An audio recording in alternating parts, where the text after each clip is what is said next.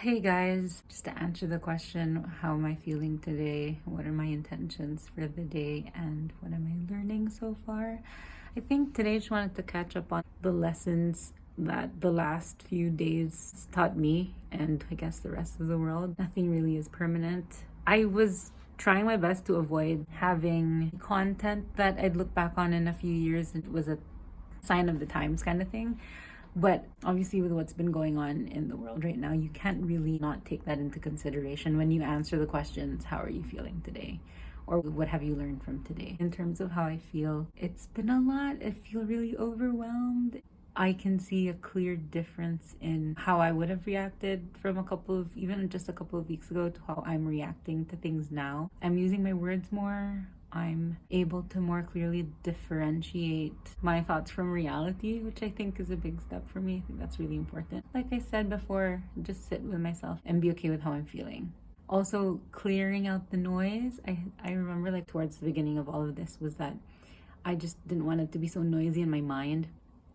And I think this has been a good exercise in clearing out space for some of that noise to dissipate. I know that this is a project, so that's like the main reason why I turned off the comments. But I think that's what I'll just keep the comments off on this channel because I've seen enough YouTube video channel thingies to know that, in the words of one YouTuber, if you want to see what the cesspool of humanity looks like, check a regular comment section. I don't think I will turn on the comments.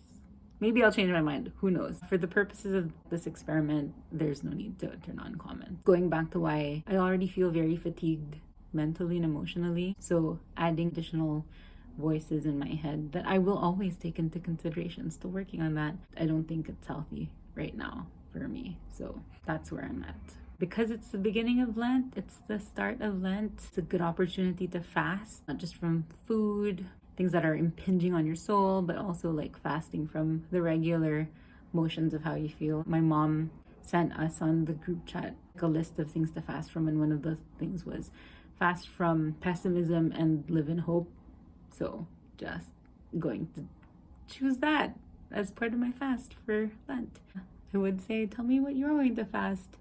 Write them down in the comments below, but it's all good. You don't need to tell me. But that is something I want you to think about. What are you fasting from this Lent? Even if you're not Catholic, even if you're not Christian, you don't believe in a God, fasting is really good.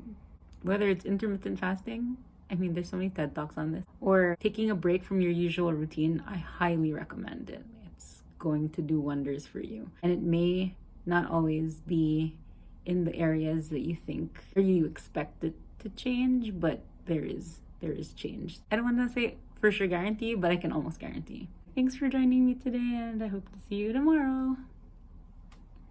To tie your hair and to still have it look as gubot as possible is a skill that I have that I don't want.